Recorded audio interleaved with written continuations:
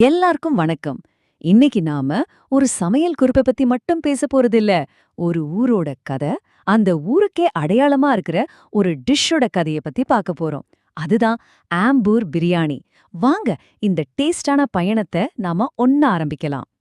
பிரியாணின்னு சொன்னாலே நிறைய பேருக்கு முதல்ல ஞாபகத்துக்கு வர்ற பேர் ஆம்பூரா தான் இருக்கும் இல்லையா?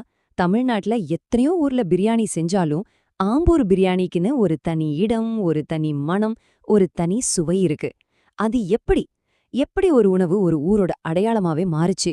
அந்த ரகசியத்தை தான் நாம இப்ப பார்க்க போறோம். சோ, நம்மளோட முதல் பகுதி இதுதான்.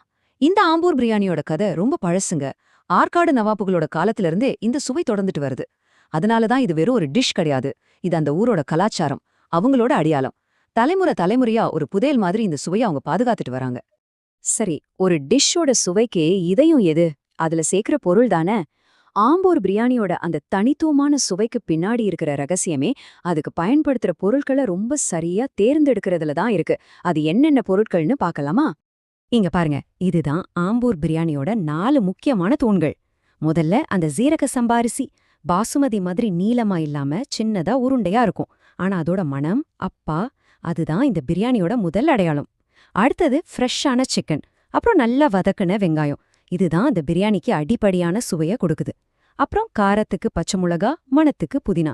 கடைசியா அந்த சிக்கனை பஞ்சு மாதிரி மென்மையாக்குறதுக்கு கொஞ்சம் தயிர். அடடா, இது எல்லாமே சேரும்போதுதான் அந்த மேஜிக் நடக்குது. அப்போ ரகசியம்ங்கிறது ஏதோ ஒரே ஒரு பொருள்ல இல்ல. இங்க பாருங்க, நல்ல தரமான ஜீரக சம்பா அரிசி, அப்போதான் வெட்டின ஃப்ரெஷ் சிக்கன், மணக்க மணக்க மசாலா, இதெல்லாம் சரியான அளவுல சரியான பதத்துல சேரும்போதுதான் அந்த அசல் ஆம்பூர் ஸ்டைல் நமக்கு கிடைக்கும். ஒன்னு கூடினாலும் சரி, குறைஞ்சாலும் சரி, அந்த டேஸ்ட் மாறிடும். பொருட்களை பத்தி பார்த்துட்டோம். அடுத்து என்ன? சமைக்கிற முறைதானே. அங்கதான் இருக்கு அசல் கலை. பாரம்பரியமா இந்த மாதிரி ஒரு ஹண்டி, அதாவது ஒரு அகலமான பாத்திரத்துல தான் இந்த சுவையின் அற்புதம் ஆரம்பிக்குது. ஆம்பூர் பிரியாணி செய்யறதுங்கிறது ஒரு அவசர சமையல் கிடையாதுங்க. அது ஒரு கலை. பொறுமையா செய்ய வேண்டிய ஒரு தியானம் மாதிரி.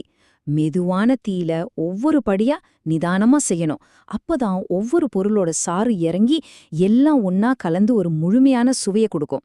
இதுல அவசரப்பட்டா அந்த ஆத்மாவே போயிடும். இப்ப நீங்களே கற்பனை பண்ணி பாருங்க. முதல்ல சூடான எண்ணெயில பட்டை, கிராம்பெல்லாம் பொரியுது. அந்த சத்தத்தை கேளுங்க. அப்புறம் வெங்காயம் நல்ல பொன்னிறமா வதங்குது. கூடவே சிக்கன் சேர்ந்து அந்த மசாலாவோட நல்லா பெரண்டு வருது. அந்த மசாலா கெட்டி ஆகி கடைசியா அரிசியும் அதுல சேரும்போது, ஆஹா, அந்த கிச்சனே மணக்கும். ஒவ்வொரு ஸ்டெப்ல வர அந்த வாசனை இருக்கே, அதுவே நம்ம பசிய தூண்டி விட்டுடும் இல்லையா? சரி, இப்போ வரைக்கும் செஞ்சதெல்லாம் ஒரு பாதி ஆட்டம்தான்னு வச்சுக்கோங்க. இனிமே நடக்க போறதுதான் கிளைமேக்ஸ்.